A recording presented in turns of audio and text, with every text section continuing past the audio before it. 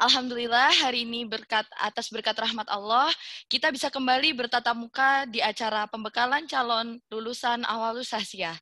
Kemudian salawat serta salam kita haturkan kepada junjungan kita Nabi Muhammad SAW. Semoga kelak nanti kita bisa mendapatkan syafaat beliau di yaumil qiyamah. Oke teman-teman semuanya, para hadirin pemateri yang kami hormati, sebelum kita mulai sesi pada pagi hari ini, bolehlah saya menyampaikan sedikit kalimat untuk mengawali pada pagi hari ini. Saya hendak menyampaikan bahwasanya ajarkanlah aku apapun agar aku dapat mengerti, asal jangan tentang bagaimana aku harus tanpamu. Maksudnya dari kalimat ini adalah bagaimana sesi ini bisa berjalan apabila tidak dihadiri oleh teman-teman semua yang bersemangat di pagi hari untuk menimba ilmu, menuntut ilmu, dan bagaimana acara ini bisa berlangsung tanpa adanya pemateri-pemateri kita yang luar biasa. Oke teman-teman semuanya, perkenalkan saya Zulfa Rahmaniati selaku moderator akan membawa acara pada sesi hari ini dari awal acara hingga akhir acara nanti. Oke, pada kesempatan hari ini kita sudah hadir Bapak Samsul Zakaria, yang pastinya teman-teman sudah tidak asing ya dengan Pak Samsul. Selamat datang Bapak, sehat Pak? Alhamdulillah sehat Mbak Zulfa. Ya, Alhamdulillah.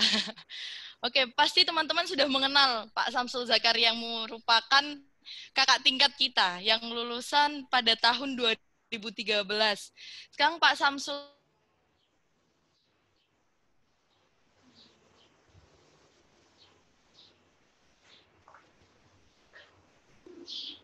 Bapak Samsul menyampaikan materinya, waktu dan tempat kami persilahkan.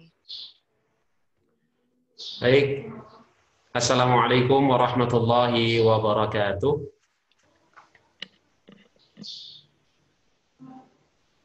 Baik, apakah suara saya bisa didengar dengan baik? Bisa? Alhamdulillah. Baik, saya ulangi ya, salam saya. Assalamualaikum warahmatullahi wabarakatuh. Waalaikumsalam warahmatullahi wabarakatuh. Izinkan saya untuk share screen terlebih dahulu, Mas Aldinto.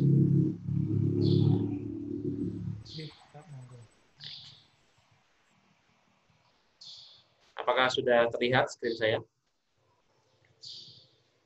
Sudah, Pak. Baik. Sebelum saya mulai, kalau nanti di tengah perjalanan misalnya ada yang pos atau sempat terhenti mungkin koneksinya ya, karena kebetulan saya sedang di Lampung, di kampung, sehingga mudah-mudahan sih sejauh ini masih aman. Baik. Bismillahirrahmanirrahim. Alhamdulillah wassalatu wassalamu ala Rasulillah wa ala alihi wa ashabihi wa walah. Asyhadu an la ilaha illallah wahdahu la syarikalah wa asyhadu anna Muhammadan abduhu wa rasuluhu la nabiyya wa la rasula ba'dah. Allahumma shalli wa sallim wa barik ala nabiyyina Muhammadin wa ala alihi wa ashabihi ajma'in wa man tabi'ahum bi ihsanin ila yaumiddin. Amma ba'd. Yang kami hormati, mungkin sebagian sudah bergabung juga Bapak Ibu dosen program studi Ahwal Syakhsiyah atau Hukum Keluarga Islam, jurusan Studi Islam, Fakultas Ilmu Agama Islam, Universitas Islam Indonesia. Yang saya hormati staf Prodi, Mas Aldinto, Mbak MC sekaligus moderator, Mbak Zulfa, serta rekan-rekan baik alumni maupun mahasiswa, baik yang tingkat akhir maupun yang masih awal atau di pertengahan kuliah, program studi Ahwal Syakhsiyah yang berbahagia. Bersyukur sekali di pagi hari ini yang cerah dan segar ini kita bisa berkumpul melalui Zoom ini, yaitu dalam acara pendampingan calon alumni dan lulusan dalam keadaan sehat walafiat. Mudah-mudahan Allah senantiasa memberikan barokah, perlindungan, inayah, dan pertolongannya senantiasa kepada kita semua, wabil khusus alumni dan mahasiswa program studi Ahwal Syakhsiyah atau Hukum Keluarga Islam. Salawat beriringkan salam, marilah senantiasa kita sampai haturkan keharibaan Nabi besar Muhammad sallallahu alaihi wasallam. Semoga kita semuanya sedikit demi sedikit, selangkah demi selangkah bisa mengikuti sunnah-sunnah beliau, sehingga kelak kita semuanya diakui oleh baginda Rasulullah sallallahu alaihi wasallam sebagai umatnya yang berhak atas syafaat beliau di yaumil qiyamah. Amin ya rabbal alamin. Pertama, saya bersyukur dan berterima kasih kepada program studi Ahwal Syakhsiyah, jurusan studi Islam, Fakultas Ilmu Agama Islam Universitas Islam Indonesia atas kesempatan dan undangan yang disampaikan kepada saya. Dan alhamdulillah hari ini saya sedang cuti, posisinya sedang di Lampung.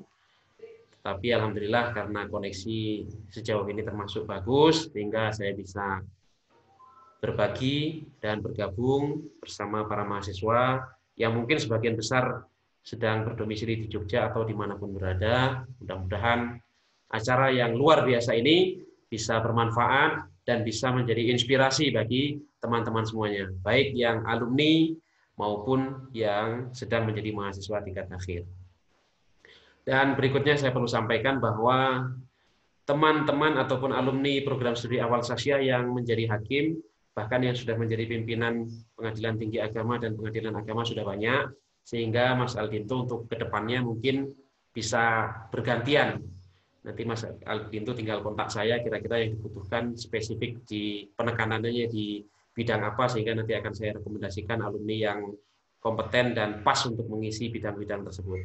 Tetapi untuk saat ini insya Allah saya akan memberikan materi sesuai dengan yang menjadi kompetensi saya dan pengalaman saya yang masih sedikit ini, tetapi mudah-mudahan bisa menjadi inspirasi bagi kawan-kawan semuanya. Dan setelah sesi saya ini juga akan dilanjutkan Pak Ahmad Soleh ya, yang beliau adalah guru kami juga, yang mengajari kami ilmu tentang psikotes, tentang wawancara yang baik ketika diwawancari oleh interviewer, termasuk ilmu tentang tes potensi akademik atau seleksi kompetensi dasar yang beliau nanti tentu saja akan memberikan gambaran-gambaran umum dan tips triknya kepada sahabat-sahabat, rekan-rekan semua.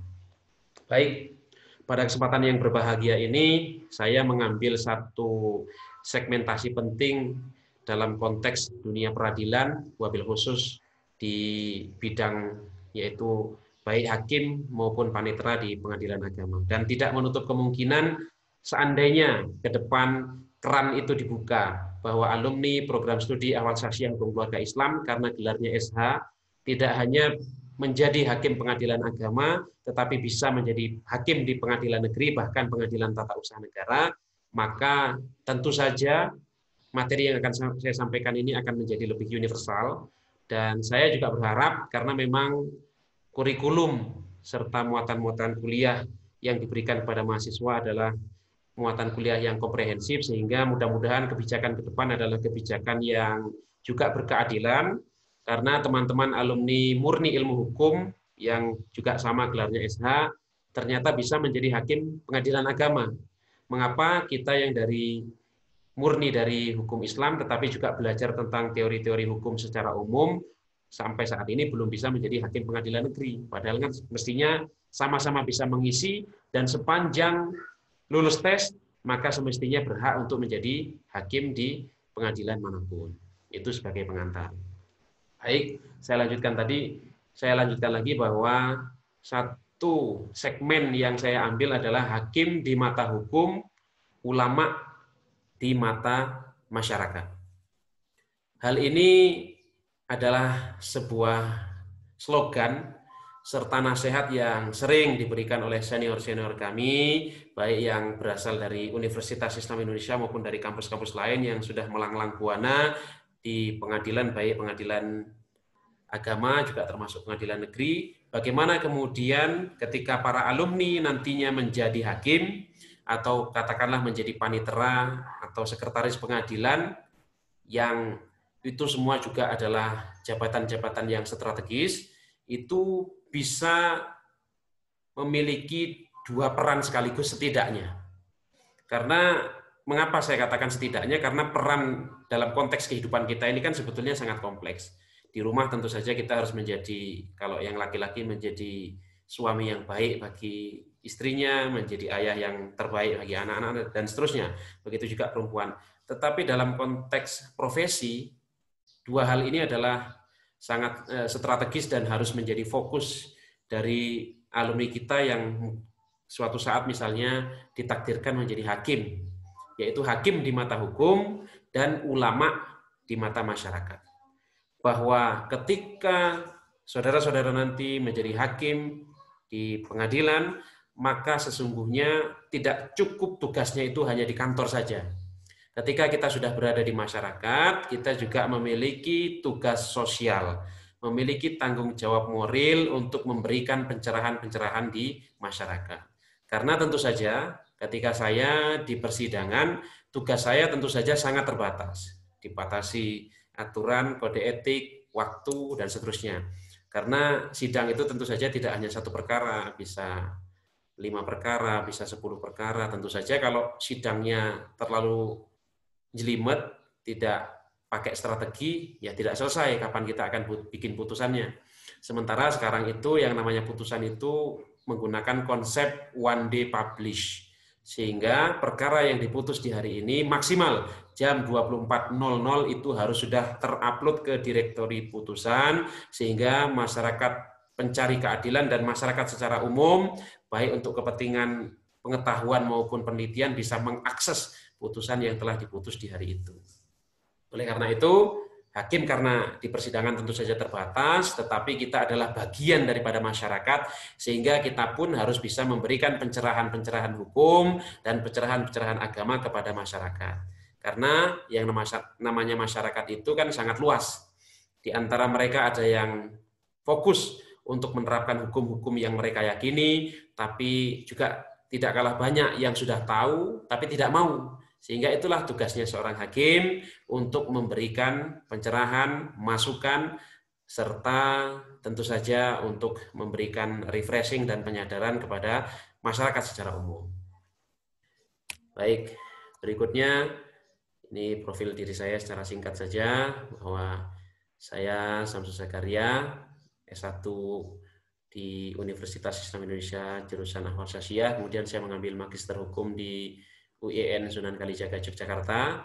Saya lahir di Lampung Barat dan saat ini alhamdulillah saya sedang cuti tahunan, sedang di kampung halaman di Lampung Barat. Saya lahir 9 Februari 1992. Mungkin kalau dengan kawan-kawan yang saat ini sedang menjadi audiens, mungkin selisihnya cukup jauh, mungkin bisa 5 atau 6 tahun. Ini Facebook saya, silahkan, saya sangat senang kalau ada yang DM Instagram atau kirim pesan di Facebook saya, atau bisa dihubungi WA saya, komunikasi lebih jauh, lebih lanjut, tanya tips, trik, dan lain sebagainya. Karena tentu saja forum ini sangat terbatas, waktu saya hanya 50 menit untuk menyampaikan materi, dan ini sudah terpakai kurang lebih hampir 10 menit. Kemudian yang berikutnya ini email saya, kalau misalnya mau berhubung melalui email juga silakan, samsul.zakaria9@gmail.com.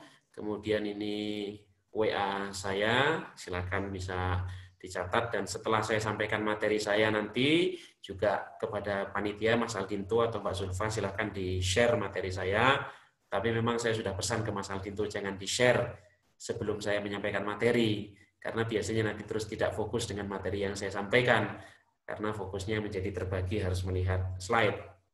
0823 8953 7426 nomor WA saya terbuka, silakan komunikasi, kita jalin silaturahim. Saya tidak akan rugi dengan silaturahim itu.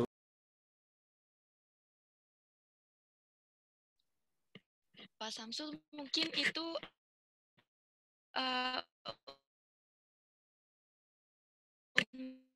untuk microphone ya.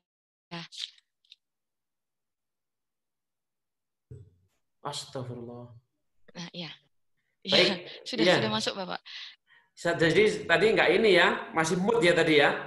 Astagfirullah. Baru saja, Pak, baru saja. Ya, saya sudah menjelaskan. Saya sudah menjelaskan. Ya, lama nggak Zoom soalnya, jadi lupa ini. Baik, mohon maaf, saya ulangi ya. Berarti saya ulangi ya. Saya ulangi, baik. Ya. Oke. Peserta sekarang yang bergabung sudah 48 ya. Baik, saya ulangi. Baik. Baik, Assalamualaikum warahmatullahi wabarakatuh.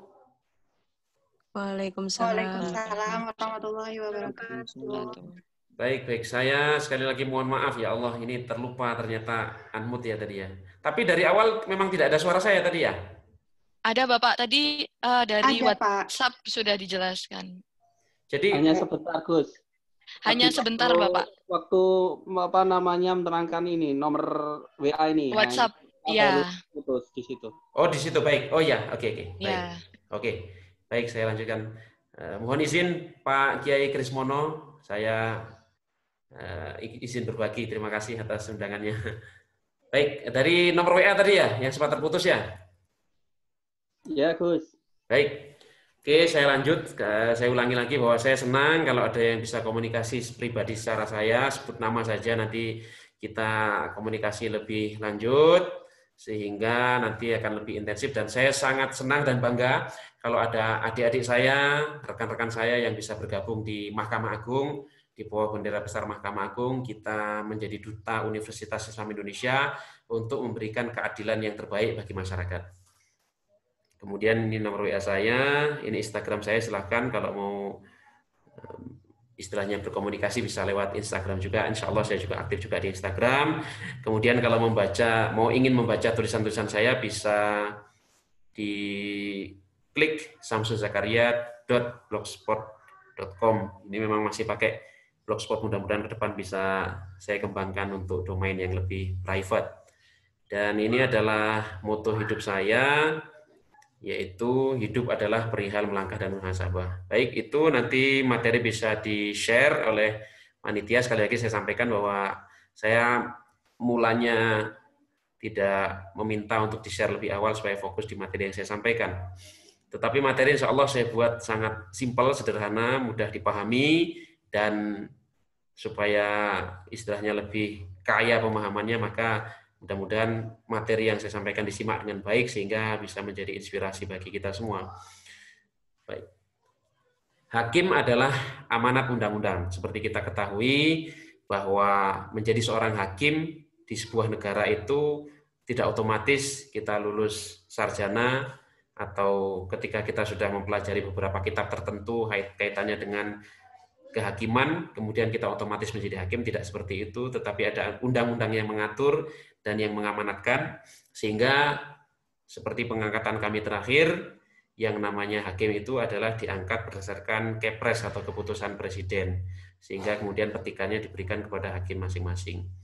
Jadi menjadi hakim itu memang adalah amanat undang-undang, dan itu adalah sebuah amanah yang luar biasa, di mana hakim selain harus menguasai dan memahami teori hukum acara, hukum material, dan seterusnya, sesuai dengan amanat undang-undang, hakim juga diminta untuk menggali nilai-nilai keadilan yang tumbuh dan hidup di masyarakat. Ini artinya bahwa hakim yang baik itu bukan semata-mata hakim yang menjadi corong undang-undang, yang tekstual, yang kemudian menghukumi berdasarkan bunyi teks undang-undang semata. Meskipun itu tidak salah, karena undang-undang itu menjadi patokan, menjadi standar seorang hakim untuk memberikan keadilan dan kepastian hukum kepada masyarakat.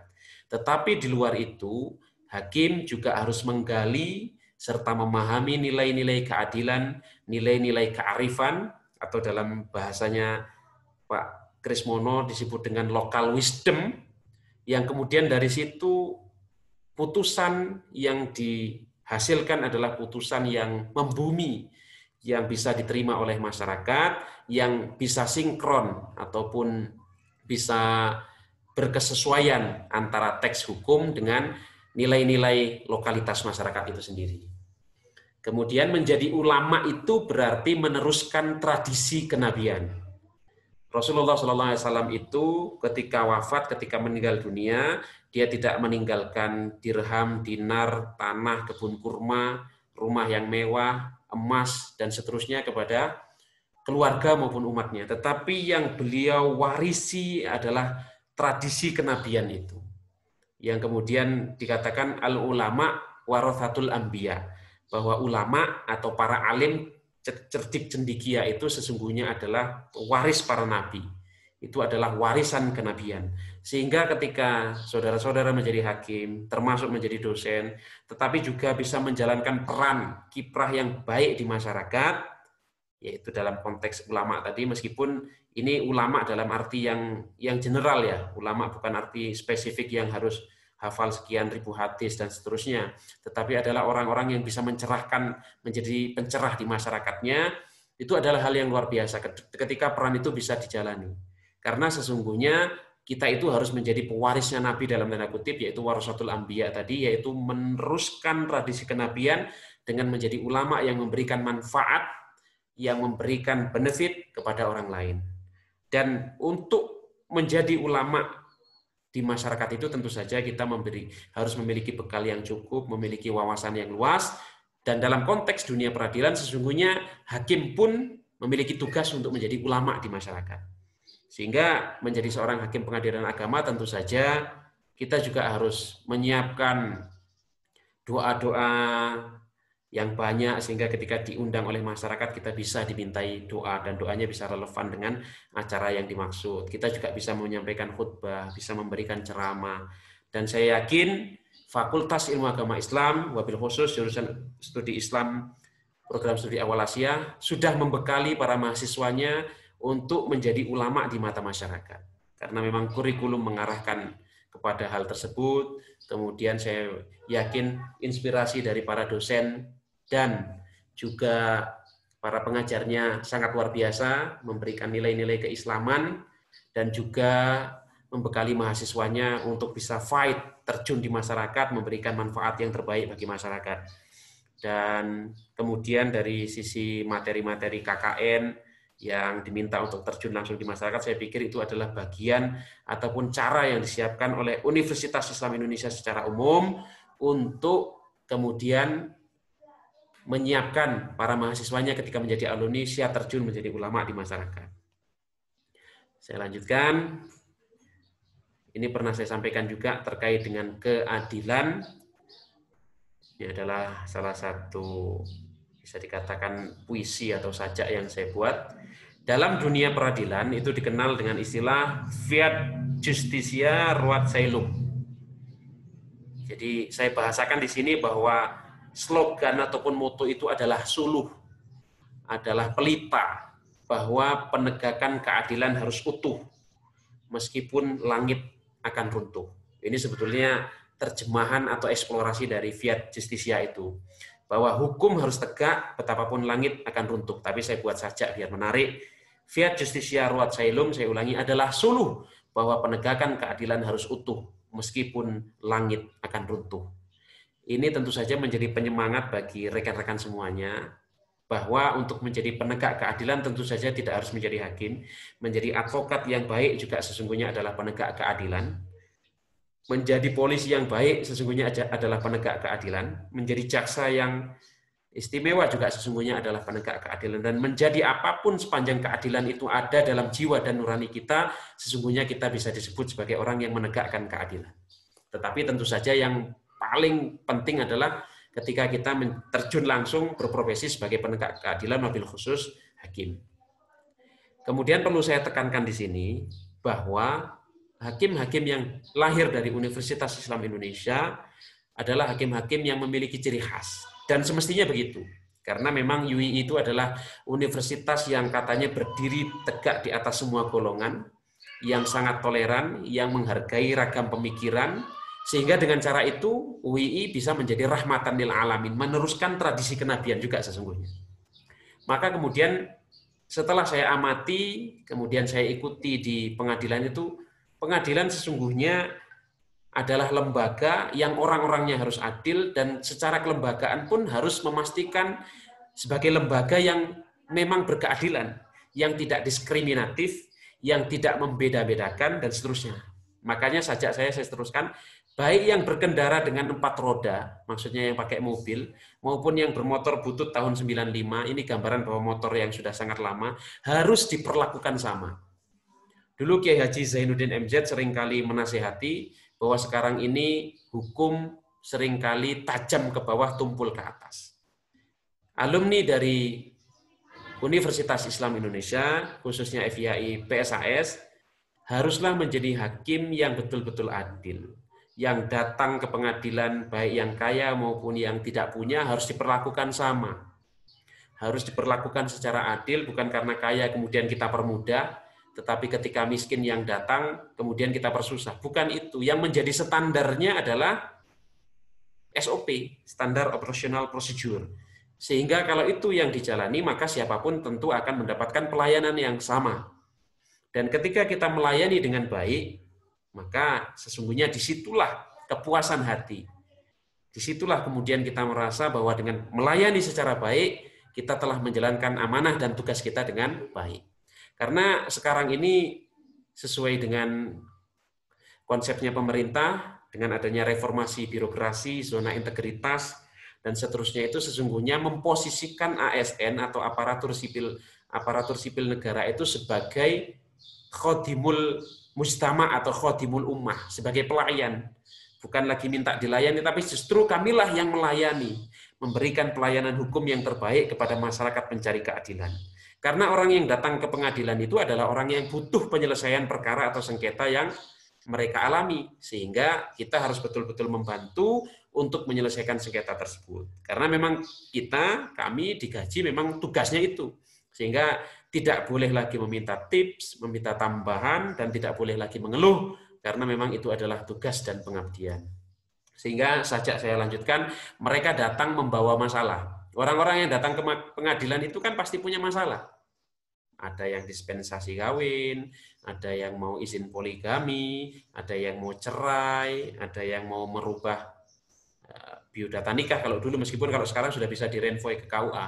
Ada juga yang mau menuntut harta bersama, ada yang menuntut hak asuh anak atau hadhanah, dan seterusnya. Maka aparatur keadilan, wabil khusus alumni UII yang kedepannya mudah-mudahan bisa banyak yang meneruskan jejak kami untuk menjadi hakim, baik di pengadilan agama maupun pengadilan negeri, itu harus memahami betul posisi para pencari keadilan yang datang ke pengadilan bahwa mereka membawa masalah. Maka hakim dan aparatur peradilan haruslah ramah. Jadi saudara-saudara, rekan-rekan, sahabat, para dosen, mungkin banyak di antara kita yang datang ke satu kantor kita tidak nyaman karena orang-orangnya jutek, judes, tidak ramah, kemudian tidak responsif, tidak adaptif, dan seterusnya. Tetapi kalau kita kemudian ingin menjadi penegak hukum, hakim yang baik, maka harus memahami prinsip ini bahwa hakim dan aparatur peradilan haruslah ramah. Kalau tidak, pasti para pihak semakin susah. Orang yang sudah bawa masalah diperlakukan dengan tidak ramah, maka dia semakin gelisah. Maka oleh karena itu saya berusaha untuk mengingatkan diri saya sendiri. Kadang-kadang ya, Mbak Zulfa, Pak Kris, dan Mas Alginto, serta sahabat-sahabat semuanya, para pihak itu ya tidak semuanya orang yang istilahnya bisa menghargai hakim. Kadang-kadang juga ada yang aneh-aneh, yang nyeleneh, yang pakaiannya tidak semestinya, yang pakai kaos, yang pakai anting, yang topi, dan lain sebagainya. Kalau kita atau saya khususnya dan kawan-kawan merasa hakim itu jauh lebih tinggi sehingga kami sombong dan cuma bisa kami marah-marah. Tapi bukan itu yang kemudian menjadi ciri khasnya hakim dari UII, yaitu kalau hakim, meskipun ya tidak harus dari UII, hakim manapun, penegak keadilan manapun, dan siapapun yang menjadi pelayan di kantor itu, maka dia harus bersikap yang ramah, yang memberikan kenyamanan pada orang-orang yang meminta pelayanan kepada kita, sehingga kemudian mereka merasa terlayani dengan baik, dan tentu saja kalau mereka mendapatkan pelayanan yang terbaik, mereka pasti akan mendoakan kita. Sebaliknya, kalau kita mempersulit, kita justru tidak sesuai dengan standar operasional prosedur, mereka berarti menjadi orang yang tertolimi, dan orang yang tertolimi itu doanya mustajab. Yang kalau mereka kemudian tidak nyaman dengan pelayanan kita, tentu saja mereka bisa mendoakan kita yang tidak baik dan seterusnya. Naudzubillah. Baik, saya lanjutkan. Mbak Zulfa, apakah suara saya masih bisa didengar dengan baik? Bisa Bapak, bisa didengar dengan baik. Baik, saya lanjutkan. Oke, sambil dicek ya, jangan sampai saya sudah panjang lebar ternyata nanti masih unmute atau tidak. Alhamdulillah, baik.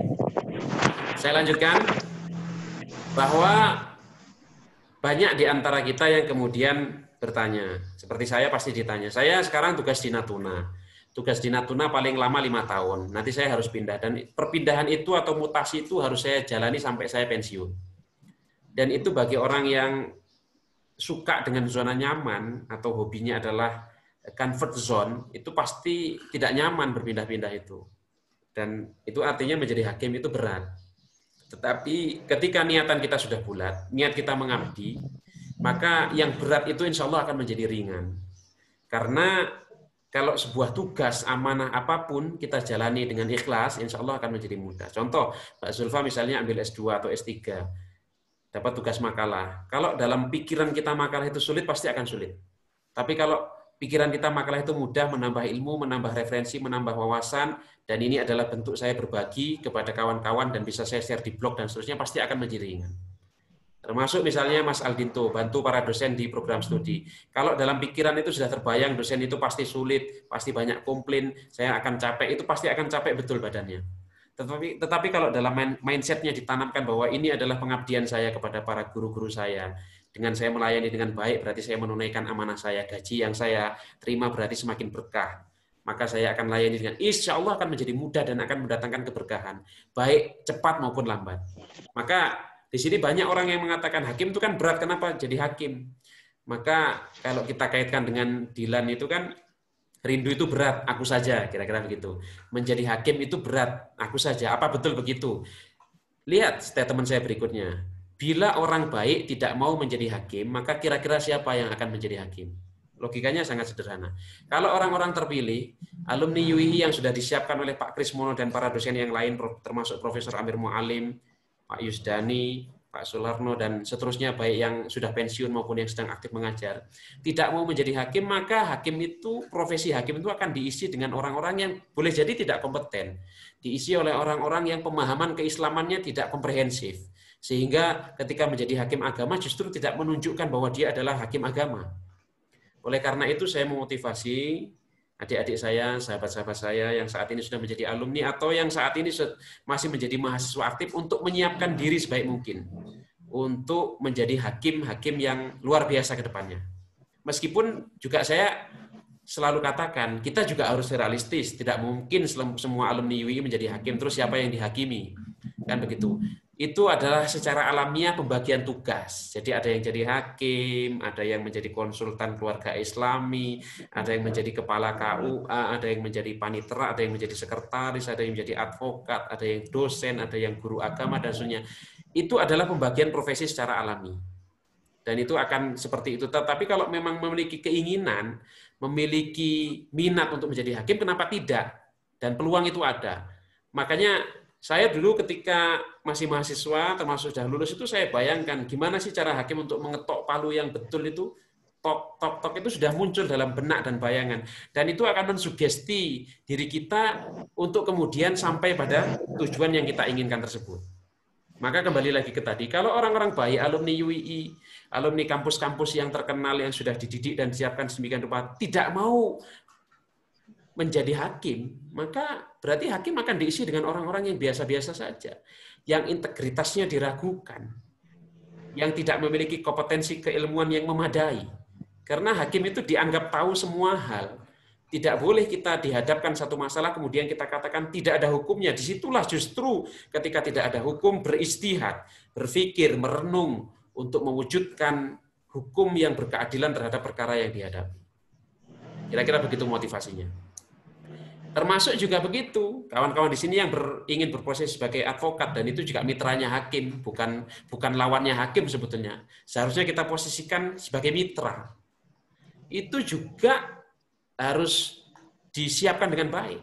Dan kalau orang-orang hebat seperti saudara-saudara yang ada di Zoom ini tidak mau menduduki profesi-profesi yang mulia tersebut, maka akan diduduki oleh orang lain yang boleh jadi itu tadi, integritasnya dipertanyakan, bekal ilmunya masih belum maksimal, kemudian dia tidak memiliki pandangan-pandangan progresif yang berkemajuan, dan seterusnya.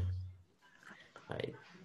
Kemudian saya kembali lagi ke judul awal yang saya bawakan, bahwa segmen yang saya bawa di sini adalah hakim di mata hukum dan ulama di mata masyarakat.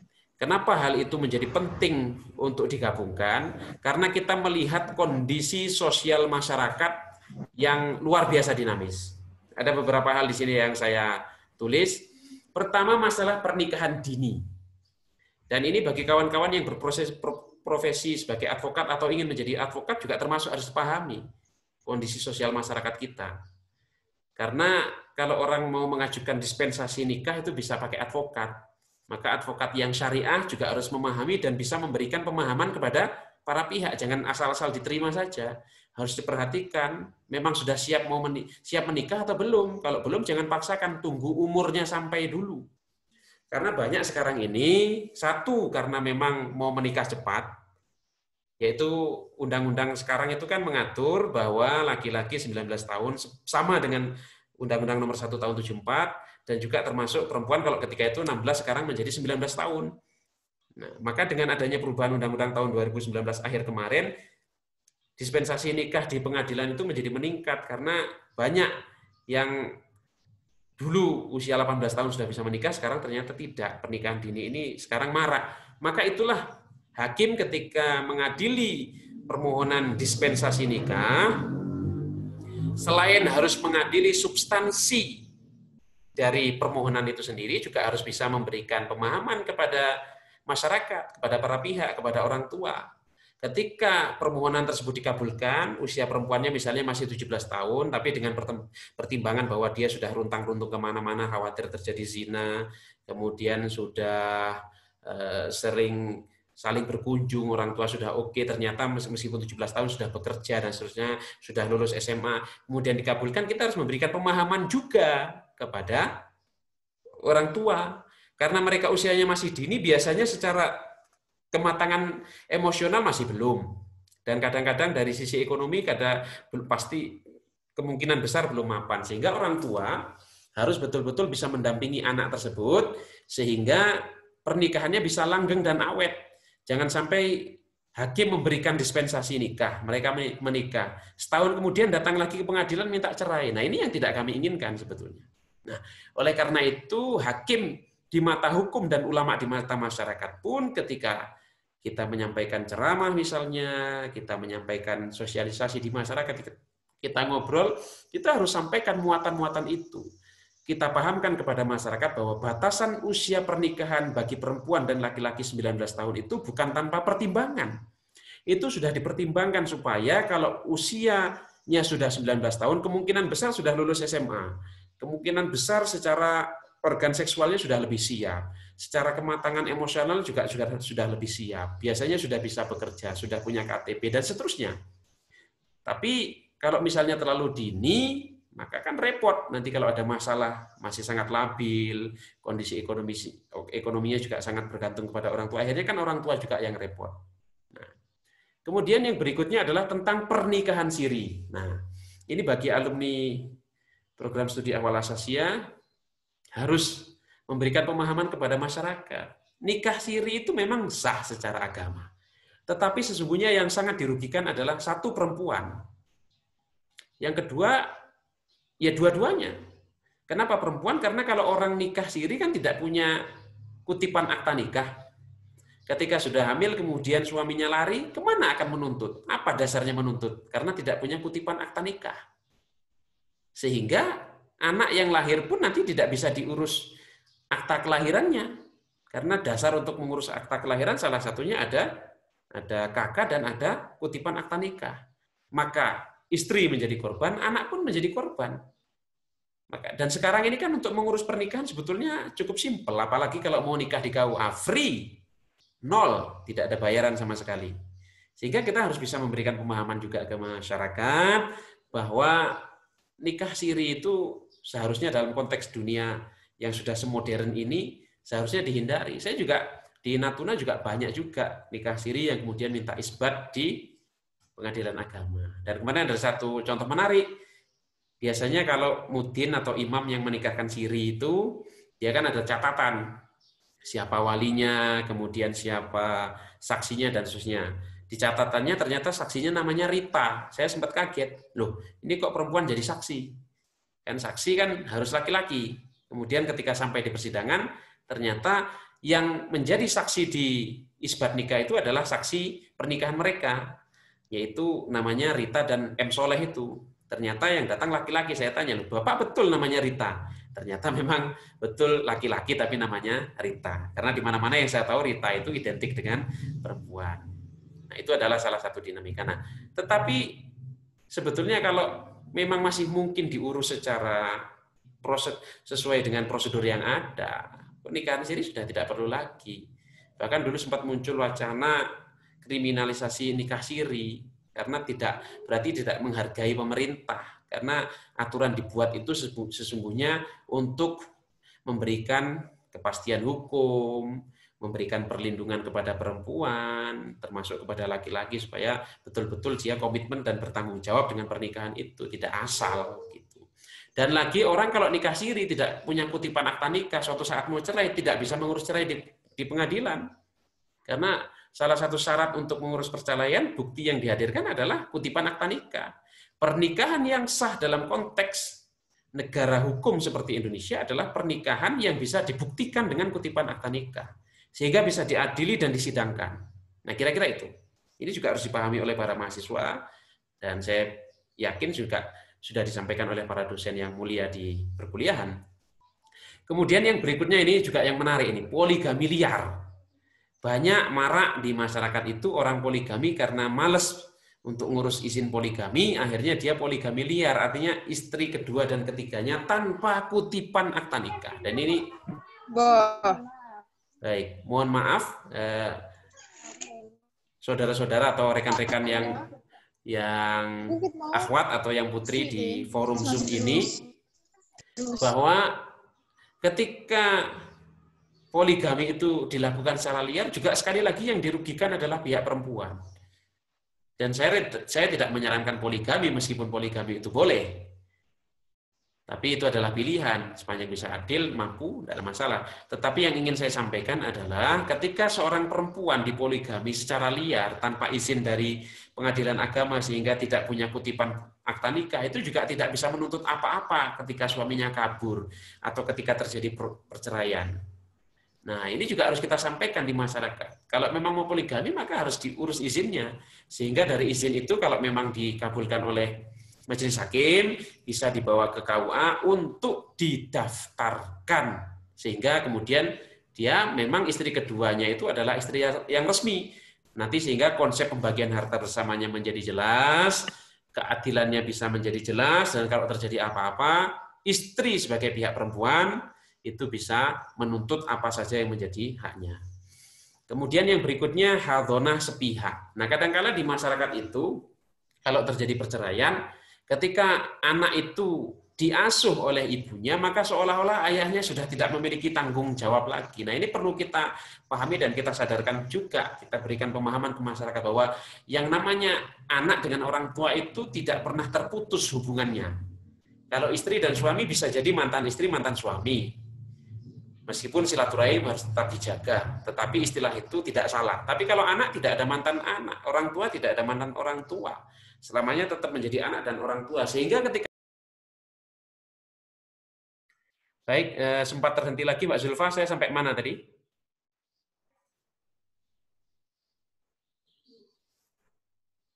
Halo, Mbak Zulfa atau Mas Aldinto, saya sempat stop tadi. Sampai mana penjelasan saya yang masih bisa disimak tadi? Halo, Mbak Zulfa bisa di-unmute dulu?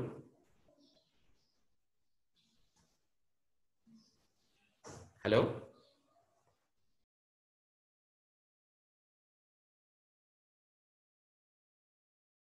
Mbak Zulfa?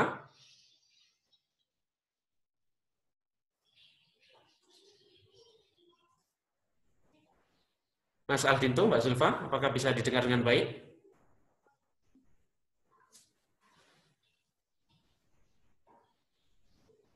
Halo?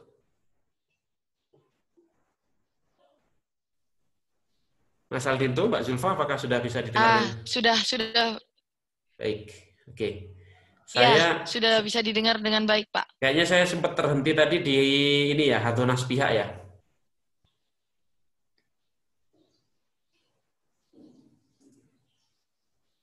Pembagian harta, ya. Baik, oke. Oke, mohon maaf ya, dimaklumi saya dari kampung.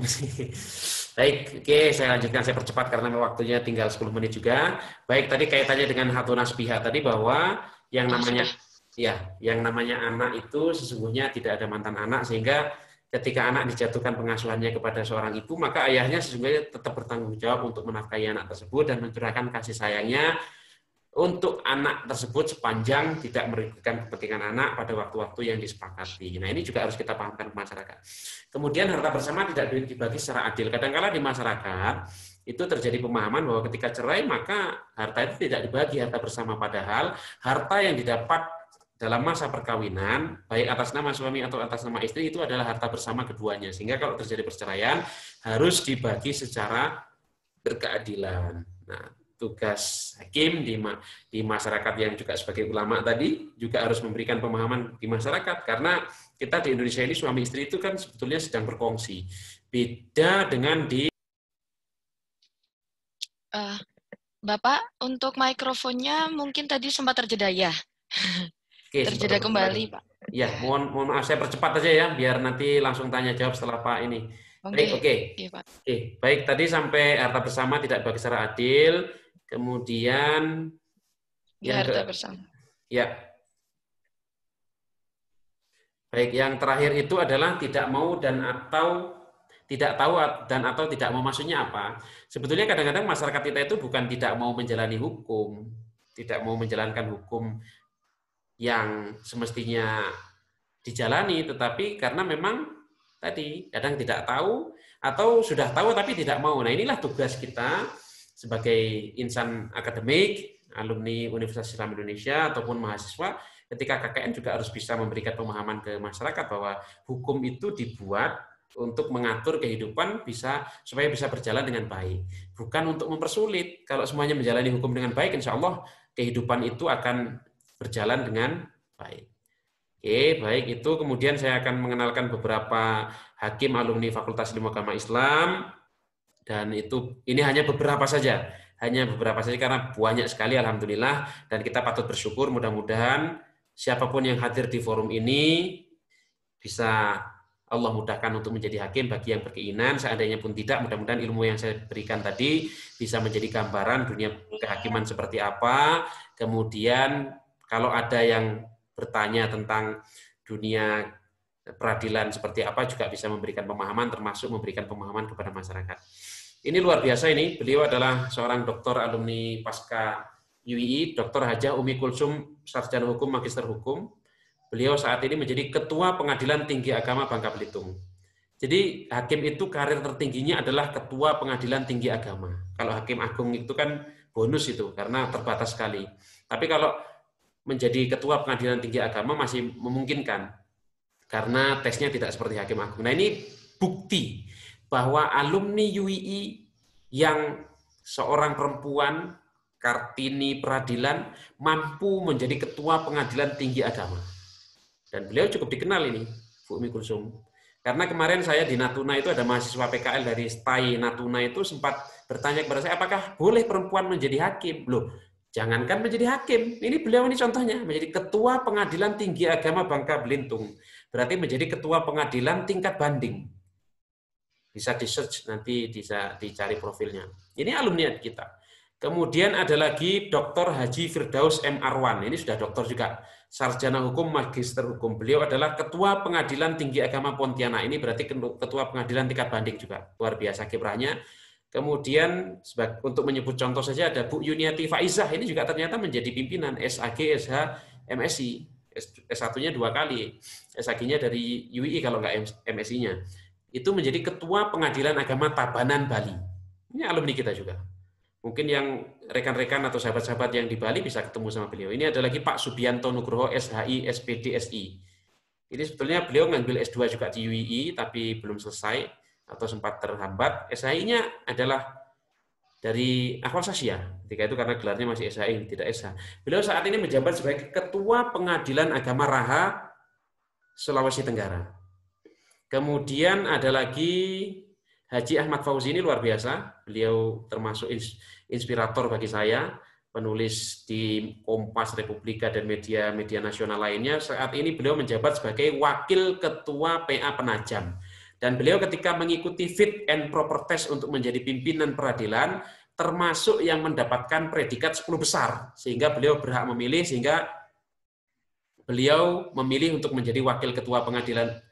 Beliau memilih untuk menjadi Wakil Ketua Pengadilan Agama yang dekat dengan rumahnya, karena rumahnya di Kalimantan Timur, sehingga beliau bisa memilih di Penajam. Alhamdulillah. Kemudian terakhir, ini adalah hakim alumni program studi ahwal asasiyah atau hukum keluarga Islam FIAI yang diterima menjadi hakim di tahun 2017, ini angkatan saya.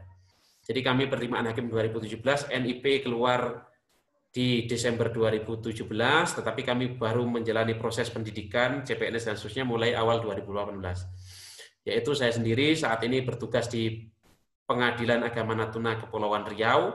Mungkin ada sebagian dari kawan-kawan yang berasal dari Kepri, tentu tidak asing dengan Natuna, sebuah wilayah yang termasuk perbatasan NKRI yang dijaga ketat oleh baik polisi maupun militer, darat, laut, udara, satuan radar, garda pati komposit, dan seterusnya, karena memang wilayah perbatasan yang strategis, yang kata orang Laut Cina Selatan, tetapi belakangan pemerintah Indonesia mencoba untuk mengambil sisi yang berbeda, sehingga menamai Laut Cina Selatan itu dengan istilah Laut Natuna Utara.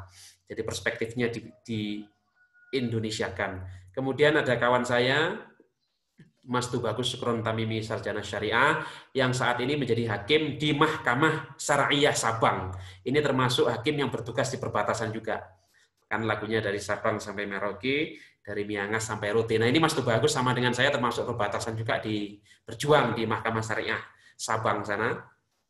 Rekan-rekan mungkin bertanya, kenapa yang di Aceh itu namanya MS atau Mahkamah Syariah, kok tidak Pengadilan Agama? Karena mereka ada kompetensi dalam bidang jinayat atau hukum pidana Islam, sehingga namanya Mahkamah Syariah. Kemudian ada lagi alumni kita juga, Mbak Saraswati Nur Awalia, sarjana syariah, itu sebelumnya dari Gontor juga, saat ini menjadi hakim Pengadilan Agama Sidenreng Rapang, Sulawesi Selatan. Kemudian ada lagi Mas Muhammad Ainun Najib, SH. Beliau alhamdulillah sama dengan kami ketika pendidikan masuk 20 besar dari 522 hakim Pengadilan Agama.